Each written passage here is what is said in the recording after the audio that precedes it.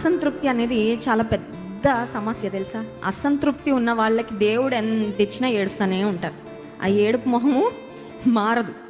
కానీ దేవుని సన్నిధిలో నువ్వు నిజంగా దేవునిలో తృప్తి పడే వ్యక్తివైతే యు విల్ సే, నువ్వు ఉంటే చాలయ్యా, నాకు ఏమున్నా ఆ సంతుష్టి సహితమైన దైవ భక్తే గొప్ప లాభ సాధనం అంట. This morning you may be dissatisfied about certain things in your life. నీ ఉద్యోగంలో అంత సంతోషంగా ఉండకపోవచ్చు, నీ ఆర్థిక పరిస్థితిని బట్టి నువ్వు సంతోషంగా ఉండకపోవచ్చు, నీ పిల్లల విషయంలో నీకు అంత సంతృప్తి ఉండకపోవచ్చు, నీ ఆరోగ్య విషయంలో నీకు సంతృప్తి ఉండకపోవచ్చు. No matter what the reason is for your discouragement, నీ నిరుత్సాహానికి, నీ డిస్కంటెంట్మెంట్కి కారణం ఏదైనా ఈ ఉదయం ఒకటే చెప్పు, నిన్ను హృదయపూర్వకంగా స్తుతిస్తాను ప్రభువా, ఎందుకంటే నువ్వుంటే నాకు చాలా.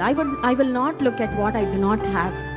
అందరికి అన్నీ ఉండవండి, నీకు ఎన్నో ఇచ్చాడు, అవన్నీ చూడు, అవన్నిటిని చూసి స్తుతించు, ఆ తృప్తి కలిగి దేవుని ఆరాధించు, ఇంకా ఎన్నో ఇస్తాడు.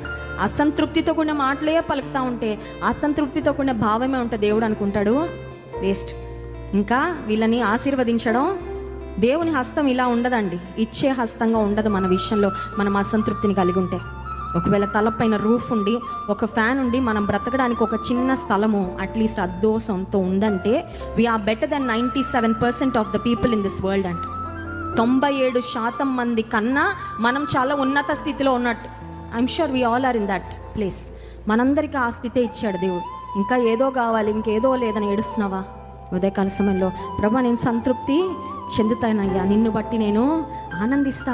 I rejoice in you lord. నిన్ను బట్టి నేను సంతోషిస్తాను, ఉత్సహిస్తాను, నిన్ను బట్టి నేను ఆనందంగా ముందుకు సాగుతానని ప్రభు సన్నిధిలో ముందుకు సాగుదాం.